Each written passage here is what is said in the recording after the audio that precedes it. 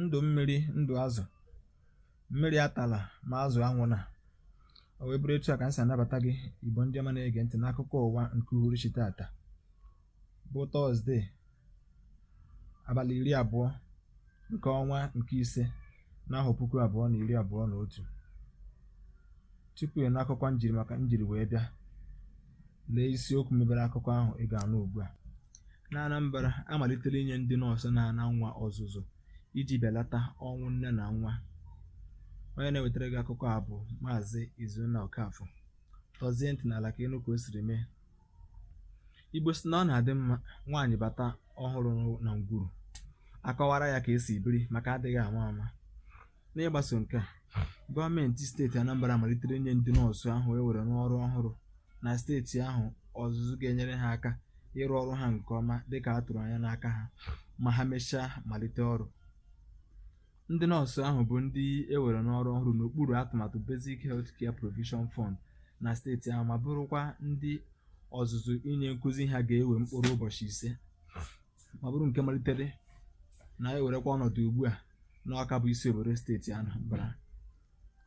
Ọgbakọ inye ọzụzụ a bụ nke a na-eme site n'aka ụlọ ọrụ Anambra State Primary Health Care Development Agency na njikọ aka ụlọ ọrụ gọọmenti etiti bụ National Primary Health Care Development Agency ma bụrụkwa nke ụfọdụ ndị dị iche iche seritere isi na ya nakwa ngalaba niile nke ahụike steeti ahụ sonyere na mmemme eji wee gbapee ya. N'okwu ya oge ọ na-anabata ndị nọọsụ ahụ, onye isi ụlọ ọrụ Anambra State Primary Health Care Development Agency bụ Dọkịta Chinwe Ezenimolu kọwara na mpaghara wọdụ 325 niile dị na steeti ahụ ugbu a gbadoro ogige ahụike nta na-arụ ọrụ nke ọma n'ihi ihe dị iche iche aka na-achị steeti ahụ bụ Gọvanọ Willie Obianọ mepụtagoro na ngalaba ahụike steeti ahụ ma kpọkuo ndị nọọsụ ahụ ka ha tinye uchu nke ọma na ọzụzụ ahụ a na-enye ha ma mụtakwa ihe ga-enyere ha aka iji tụnye ụtụ nke ha n'ịkwalite ngalaba ahụike steeti ahụ.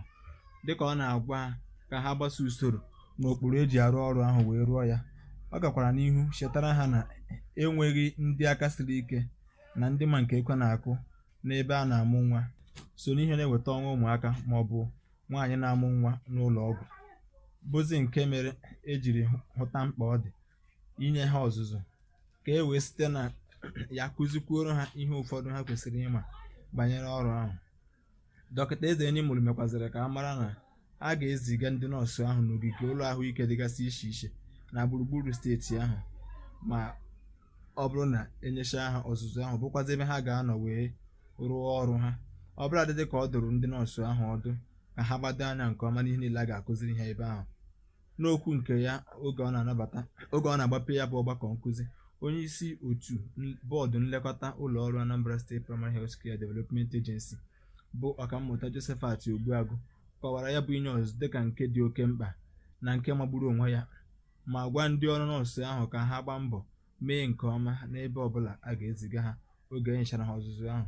Na nzaghachi ha, ụfọdụ ndị nọọsụ ahụ kwuru okwu n'aha ndị otu ha kelere gọọmenti na ụlọ ọrụ ahụike ahụ maka ịchịkọbara ha ọzụzụ ahụ iji gbakwunyekwuo na nke ha nwetagoro na mbụ ma kwezie nkwa na ha ga-etinye uchu nke ọma na ọzụzụ ahụ iji mụta ihe niile a ga-akụziri ha ma tinyekwa ha n'ọrụ.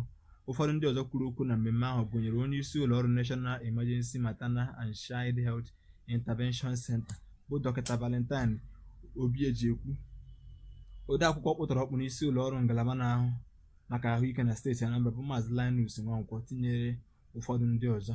N'ebe a ka akụkọ ụwa nke bịara n'isi njedebe. Igbo ndị ma na-ege ntị, ekelekwa gị ọzọ maka isonyere anyị ma tupu achịkọọ m lee isiokwu mebere akụkọ ahụ ị nụrụ ugbu a. A kọrọ gị na Anambra na-amalitere inye ndị nọọsụ na-ana nwa ọzụzụ iji belata ọnwụ nne na nwa. Wee na-asị gị daalụ maka isonyere m. Chieburuka m na mgbe na-abịa abịa maka akụkọ ụwa nke na-esochi ya. A sị gị ndeewo ọzọ maka ige ntị. Rahụ jụụ.